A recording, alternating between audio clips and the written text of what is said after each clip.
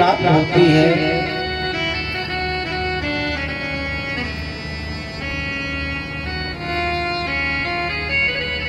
ऐसा जीवन साथी संयोग मिल जाए, संयोग बन जाए, ठाकुर जी संयोग बनाते हैं।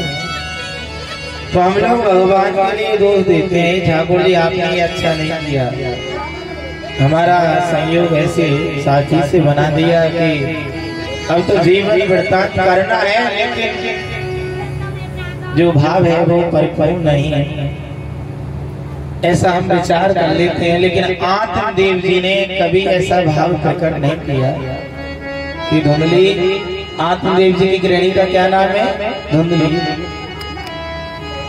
प्रातःकाल होगा और प्रातःकाल हुआ जब तक इधर की उधर नहीं हो जाती, जिसे कहते हैं आपकी भाषा में बाकी मुंह पे बाकी सी और जाके मुंह पे जाकी सी, जो सरमुख आएगा वही की बातें बढ़ाए दे। धुंधली जब तक इधर की उधर नहीं कर देती, गृह कलेश नहीं करवा देती, पड़ोसियों में कभी गृह में, जब तक चैन नहीं मिलता, आराम ही नहीं मिलता। जैसा आज प्रत्यक्ष प्रमाण है ना, कुछ भक्तों की भक्ति भी कहेंगे उन्हें, वो कलयुग के भक्त हैं। कुछ बहनों की आदत होती है, आदत नहीं है, कुछ उनका ऐसा भाव नहीं है कि वो ऐसा क्यों किया जा रहा है, ऐसा क्यों करती हैं, क्यों करते हैं? क्योंकि जो आयो जा काम को बाप और ना हो, केवल ठाकुर जी ने उसी कार्य के लिए भेजा है कि आप जाओ और इन्हीं वार्तालाप में अपना जीवन वृतांत करके दोबारा वापस आ जाओ। जीवन मिला है, क्यों मिला, किस लिए मिला, यहाँ जन्म मिला है, हमारा कर्म क्या है, हमें करना क्या है? केवल यही करना है कि योग हुई, पाणिग्रह संस्कार हो गए, पाणिग्रह संस्कार हो गया, बच्चे हो गए। आप लोग, हम लोग तो इंसान हैं और सारी बातों को जानने वाले हैं। जीव जानवर पशु पक्षी भी ये जो कार्यरत हम कर पाते हैं, ऐसा कार्यरत तो वो भी कर देते हैं। जानवरों के बच्चे नहीं होते, पशुओं के बच्चे नहीं होते, लेकिन आप लोगों में, हम लोगों में ये क्षमता दी है कि हम सत्कर्म कर सकें, अच्छा कर्म कर सकें। सोचने समझने की क्षमता दी है, बल दिया है, विवेक दिया है, सद्बुद्धि दी है। धुंधली अनेक अवगुण संपन्नशाली, लेकिन कभी आत्मदेव जी ने ये नहीं कहा कि प्रभु आपने ये अच्छा नहीं किया। केवल मन में यही भाव रखते कि प्रभु आप जो करते हैं वो अच्छा ही करते हैं। धुंधली से संयोग बनाया, यदि धुंधली अच्छी होती, कहने का भाव है अच्छी सर्वगुण संपन्नशाली होती, तो मैं आपकी भक्ति से तो विमुख हो जाता, परे हो जाता और धुंधली के पीछे लगे रहता। ये अच्छे लोगों के साथ तो हर इंसान लगा रहता है।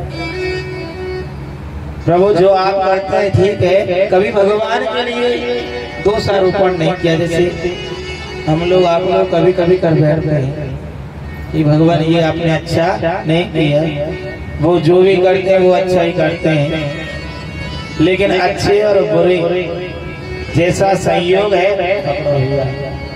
जैसा संयोग है उस संयोग को यदि हम पहले ही जान जाएं तो जीवन में सुख दुख का जोड़ा ही नष्ट हो जाए, क्योंकि हर इंसान संभल जाएगा जब पहले ही पता चल जाएगा।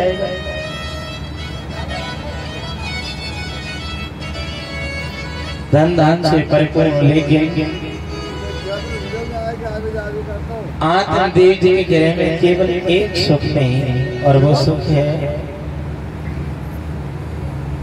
पुत्रे से गृह शून्यम दिशा शून्यम ज्ञानम।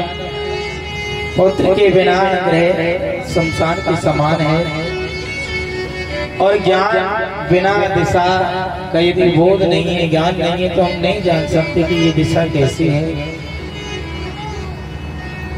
पुत्र के बिना गृह एक शमशान के समान बताया है। गृह में पुत्र नहीं तो आत्मदेव जी ने भाव प्रकट किया, मन में विचार किया क्यों नहीं हम अपने गृह में एक गाय लाते हैं और गाय के गर्भ से जो संतान होगी हम उसे अपनी संतान मान लेंगे, हम अपनी संतान मान लेंगे और जो ये कमी है, भाव है, ये परिपूर्ण हो जाएगा। गाय लेकर आए, लेकिन संयोग ऐसा हुआ कि गाय भी गर्भ से ना हो और ना ही उनके गृह में कोई पुत्र हो। जब ऐसा समय संयोग बना तो आत्मदेव जी कहने लगे कि हम ही अभागे हैं, हमारे भाग में ही संतान नहीं। अपने आप को दोषारोपण करते हैं। हमारे वेदों से, ग्रंथों से, शास्त्रों से केवल यही प्रेरणा मिलती है। गोस्वामी तुलसीदास जी ने लिखा है रामचरितमानस में, एक बार भूपत एक बार भूपत मन मागे, एक बार भूपत मन मागे, एक बार भूपत मन मागे, एक बार भूपत मन मागे, एक बार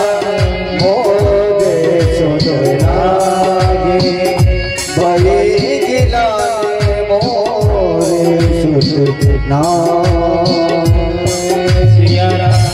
एक बार भूपत मन माही,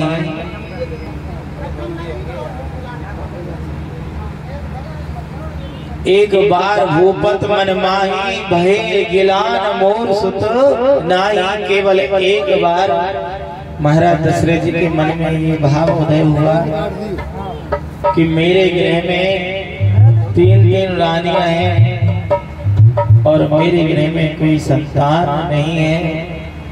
केवल एक बार, कितना अच्छा भाव है।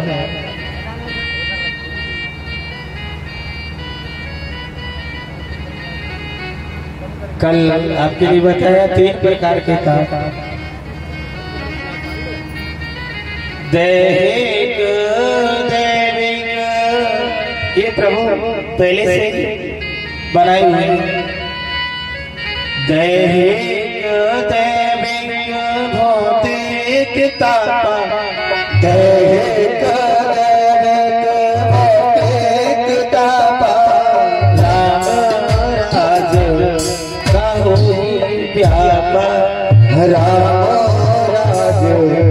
हो नहीं जापा, दैहिक, दैविक, भौतिक तापा, दैहिक, दैविक, भौतिक तापा, राम राज का हो ही व्यापा, राम राज का हो नहीं व्यापा। आज महाराज दशरथ जी ने ऐसा विचार भावोदय हुआ। 3 प्रकार के ताप जो कल आपके लिए श्रवण करा चुके, तन दुखी कोई मन दुखी, धन बिन रहे तो दास, और थोड़ी थोड़ी सब दुखी, सुखी राम को दास। यहाँ संसार में कोई किसी विषय से, कोई किसी विषय से, अनेक विषयों से यहाँ हर प्राणी दुखी है।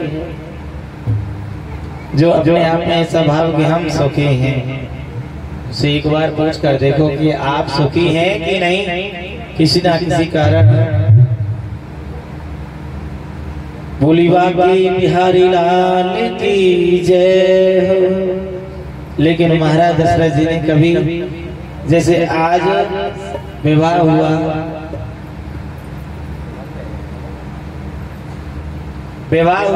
और विवाह होने के बाद में वर्ष 2 वर्ष में यदि बाल गोपाल नहीं हुए तो चिंता लग जाती है,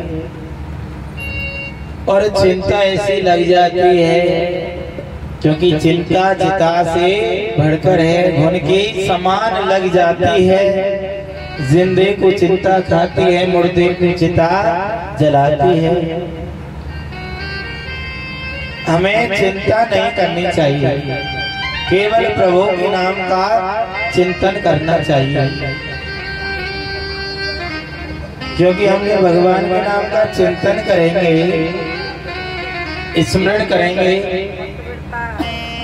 तो प्रभु एक ना एक दिन तो उनको हमारी सुध आई जाएगी। ये कोई स्मरण करने वाला है। याद आए प्रभु को कभी ना कभी, कृष्ण दर्शन तो देंगे कभी ना कभी। जब भगवान के नाम का चिंतन करेंगे तो प्रभु एक ना एक दिन अवश्य हमारी पुकार सुनेंगे। महाराज दशरथ जी, और यहाँ इस संसार में हर प्राणी परिपूर्ण नहीं है, एक दूसरे पर ही संसार टिका हुआ है। जैसे बिना सदगुरु के हमें ज्ञान नहीं मिलता है, बिना अच्छी संगति के अच्छे संस्कार नहीं मिलते हैं।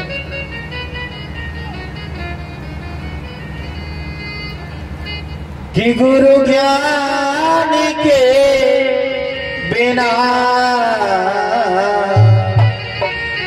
इंसान सुना सुना, गुरु ज्ञान के बिना यदि हमारे जीवन में सदगुरु नहीं मिले, अच्छी राह सन्मार्ग बताने वाले नहीं मिले, तो हमारा जीवन सफल नहीं होता है। कि गुरु ज्ञान के बिना जैसे मंदिर सोना सोना, हम मंदिर देवालय का निर्माण होता है, देवालय छोटा हो चाहे बड़ा हो, देवालय भवन बनने के बाद में हम प्राण प्रतिष्ठा करवाते हैं मूर्तियों की। भवन बनवा दिया और वहाँ प्रतिमा नहीं ठाकुर जी की, तो वो भवन अच्छा नहीं लगता है।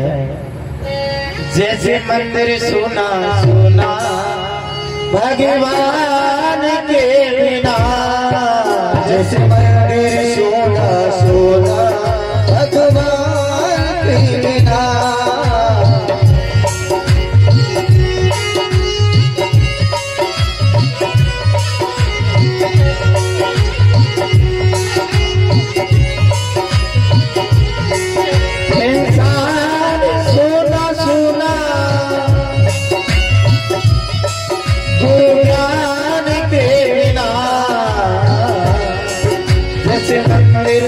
जैसे मंदिर सोना सोना भगवान के बिना, मंदिर सोना सोना भगवान के बिना, सोना सोना भगवान के बिना।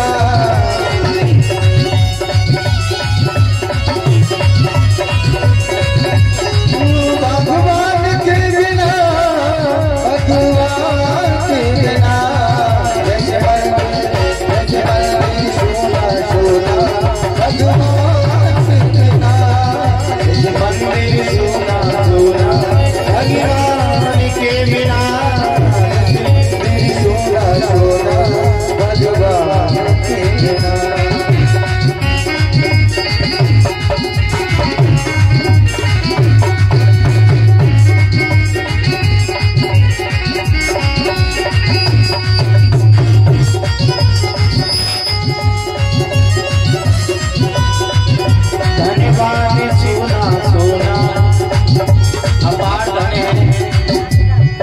गाड़ी है, बंगला है, सब कुछ है, संपन्न है,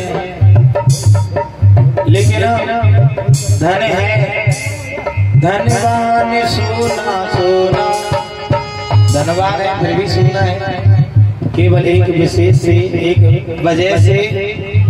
धनवान सोना सोना संतान के बिना, धनवान सोना सोना संतान के बिना, धनवान सोना सोना जय हरि के बिना, जैसे सोना सोना भगवान के बिना, दुश्मन सोना सोना।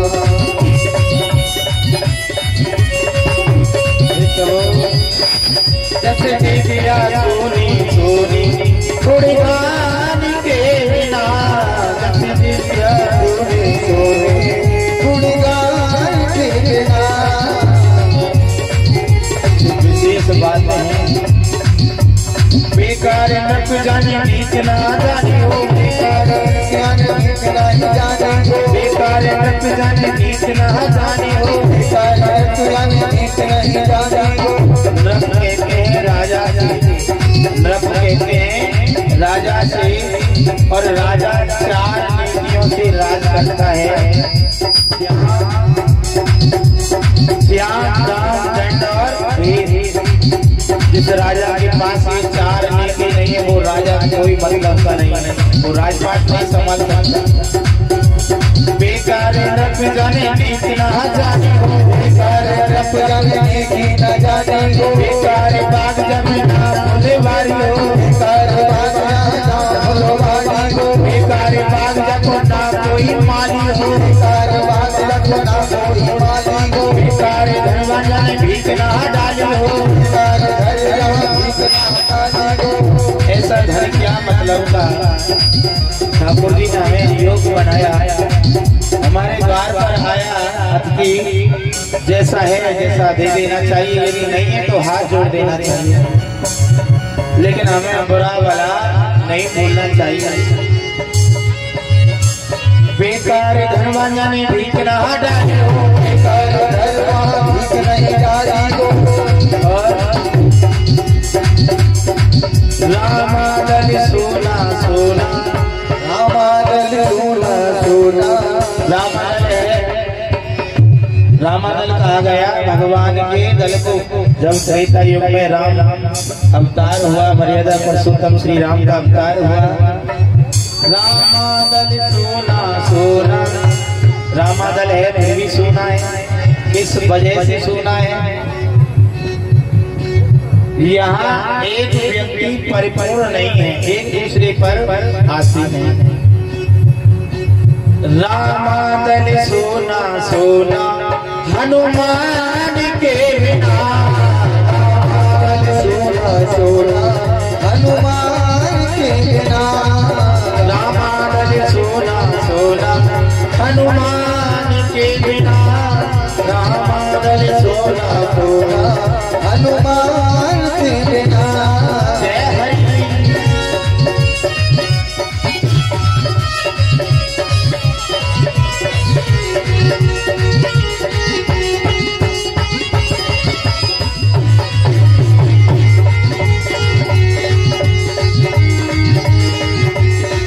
इंसान सुना सुना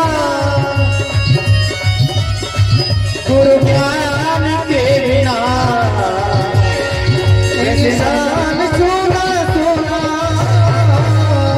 गुरु ज्ञान के बिना, जैसे मंदिर सोना भगवान के बिना, जैसे मंदिर सोना सोना भगवान के बिना, जैसे मंदिर सोना सोना।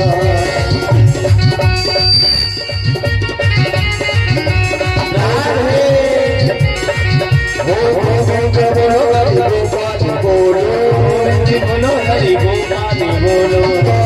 बोलो हरि गोपाल बोलो, गोविंद बोलो हरि गोपाल बोलो, गोविंद बोलो हरि गोपाल बोलो, गोविंद बोलो हरि गोपाल बोलो, राधा राधा हरि गोविंद बोलो, राधा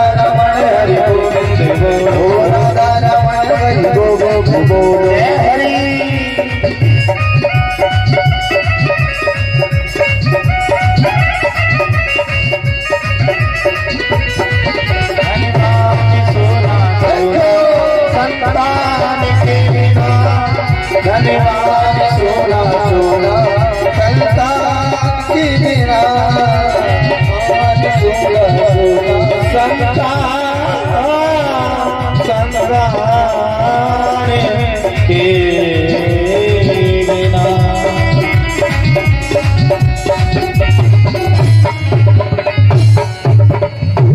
धनवान सोना सोना संतान के बिना। अपार धन है लेकिन गृह में संतान नहीं है, तो उन्हें जाने के बाद में कौन उस धन का भोग भोगेगा, कौन सुख पाएगा। आत्मदेव जी बड़े दुखी हो गए, अपने आप को दोषारोपण करने लगे। तब वो मेरे भाग में नहीं है संतान, और ऐसे अभागे को देने का अधिकार भी नहीं है, ऐसा भाव बना लिया। हमें कभी भी ऐसा भाव नहीं बनाना चाहिए। प्रभु आप जो कर रहे हो जैसा ठीक है, केवल यही भरोसा रखना चाहिए कि प्रभु जो आप करोगे वो अच्छा ही करेंगे। जीवन में सुख भी आए दुख भी आए, हमें दोनों ही स्थितियों में कभी घबरा जाते हैं, दुखी हो जाते हैं, भगवान को दोष देने लग जाते हैं। ऐसा भाव नहीं रखना चाहिए। आत्मदेव जी नदी के तट पर गए और भाव प्रकट किया, जैसा आज प्रत्यक्ष प्रमाण है। विशेष न्यूज टेलीविजन पर, न्यूज पेपर पर श्रवण करने के लिए, अध्ययन करने के लिए मिलते हैं। आज ऐसा हो गया, आज हो गया, आज हो गया। जैसे नदी के समीप पहुंचे और नदी में अपने जीवन का अंत करना चाहते थे, तैसे ही संत ने आकर के थाम लिया। क्या करने वाले थे? नदी में कूदने वाले थे, जीवन का अंत करना चाहते थे। संत ने कहा, सिराज ने कहा, यदि हमारे जीवन में संत भक्तों की संगति मिल जाए तो ठाकुर जी की अपार कृपा मानी जाती है। कहा कि आप जीवन का अंत करना चाहते हैं, बड़े भाग मानस तन पावा, सुर मुर नर सब ग्रंथन गावा। ग्रंथ गाते हैं, सुर दुर्लभ सब ग्रंथन गावा। बड़े अनेक जन्मों के अच्छे संयोग से हमें ये जीवन मिलता है, और आप इस जीवन का अंत करने के लिए जा रहे हैं। कहा कि जीवन का अंत करना हमें जीने का कोई अधिकार नहीं है, ऐसा भाव प्रकट किया। क्यों? आपको अधिकार क्या नहीं है? आत्मदेव जी रोने लगे। कहा कि ऋषिराज मेरे गृह में संतान नहीं है, और इसलिए मैं स्वयं को अभागा मानकर जीवन का अंत करने का भाव विचार उत्पन्न हुआ।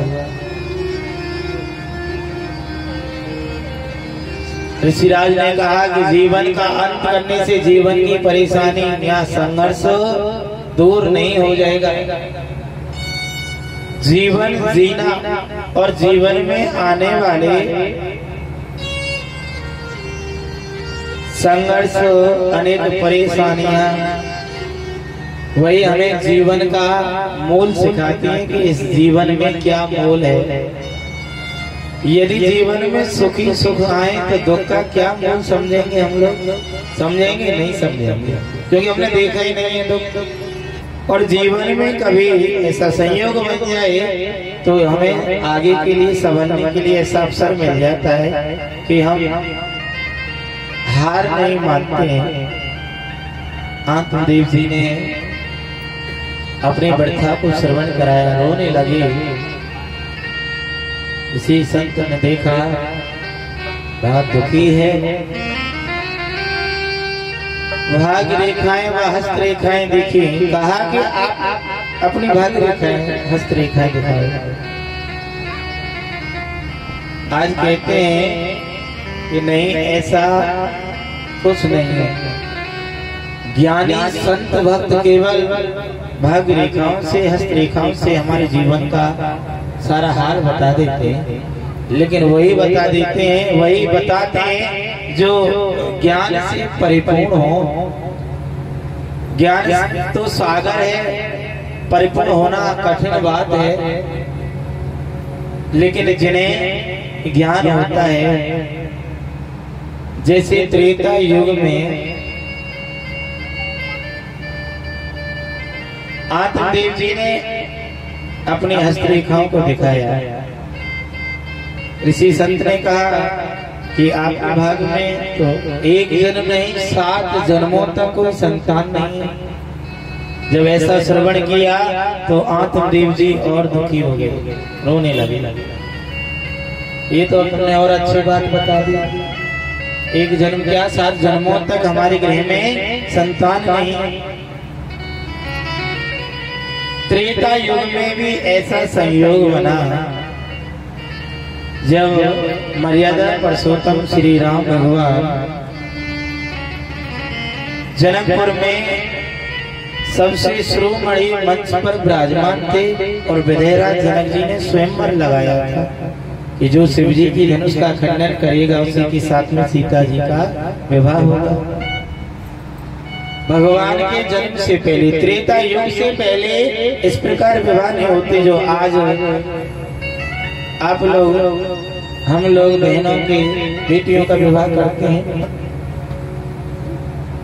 त्रेता युग से पहले डोला छीना जाते थे, जो योग लगे कह दिया कि विवाह करना है, यदि मंजूर नहीं तो संग्राम हो जाता, जो जीत जाता उसकी नारी बनना पड़ता। ये देवियों की डोरो आवाज भगवान के चरणों में पहुंची, प्रभु ये कब तक सहन करना पड़ेगा। तो त्रेता युग में प्रभु श्री राम का अवतार हुआ और मर्यादा बनी, शिव जी के धनुष का खंडन हुआ। जनक महाराज के कुलगुरु थे सतानंद। सतानंद जी ने लगन पत्र लेकर एक नाई और ब्राह्मण को भेजा। महाराज दशरथ जी बारात लेकर आए, विधि विधान के साथ में विवाह संपन्न हुआ। जो आज विधि विधान के साथ में हम लोग आप लोग विवाह संपन्न करते हैं, उसी समय से ये मर्यादा बनी है जो आज हम निभाते जा रहे हैं। जैसे जनकपुर में प्रभु आसीन थे, भाग रेखा व हस्तरेखाओं के विषय में तो आकाशवाणी हुई। लंकापति रावण अपने सैन्य कक्ष में शयन हो रहा था। आकाशवाणी हुई कि रावण, यदि आप अपने मोक्षदाता के दर्शन करना चाहते हो तो आपका मोक्षदाता इस समय जनकपुर में विराजमान है, जाइए और जाकर के दर्शन कर लीजिए। लंकापति रावण जनकपुर आए और सबसे शिरोमणि मंच पर प्रभु श्री राम अनुज लक्ष्मण ऋषि विश्वामित्र के साथ में विराजमान थे। देखा तो वहां प्रकट हुआ कि ऐसा लगता है कहीं यही तो मोक्षदाता नहीं। सुंदर सुशील दोनों भाइयों की जोड़ी समीप आए, कहा कि आप अपना परिचय दीजिए। भगवान कहने लगे, हम श्री चक्र चूड़ामणि दशरथ जी के जाए मुनिवर के कारण यहाँ पर आए। ऋषि विश्वामित्र जी तो गए उन्हें लेने के लिए। हमारा नाम राम है, भैया का नाम लक्ष्मण है, क्षत्रिय वंश से है। परिचय हुआ, कहा कि आप क्षत्रिय वंश से हो और मैं एक ब्राह्मण हूँ। रावण ने कहा, आप क्षत्रिय वंश से हो और मैं ब्राह्मण वंश से हो, बड़ा ही सुंदर संयोग है। क्या मैं तुम्हारी भाग रेखाएं व हस्तरेखाएं देख सकता हूँ? लंकापति रावण ने कहा। भगवान कहने लगे, प्रभु श्री राम ये तो अच्छी बात है, आप हमारी हस्तरेखाएं देखेंगे, कुछ ना कुछ बताएंगे जीवन का संयोग। हस्तरेखाएं दिखाई, जैसे हस्तरेखाएं भाग रेखाएं देखे लंकापति रावण चलने लगा। भगवान कहने लगे महाराज आप ऐसा मत समझो, आपने हमारी भाग रेखाएं देखी हैं, हम आपके लिए दक्षिणा देंगे। आप ये तो बताइए कि हमारी भाग रेखा वास्तरेखा में क्या है, क्या संयोग है। लंकापति रावण कहने लगे राम आपकी भाग रेखा वास्तरेखा में वो लिखा है, मालूम होता है क्योंकि ब्रह्मा जी व्रत हो गए, लिखना कुछ और तो लिखो और कुछ गया है। ये सत्य नहीं हो सकता, और यदि सत्य होगा तो सुनिए, राम तुम्हारी बाईं वृत्ति देखा, राम तुम्हारी बाईं वृत्ति देखा तो पिता मरण वनवास लिखा, देखा दाईं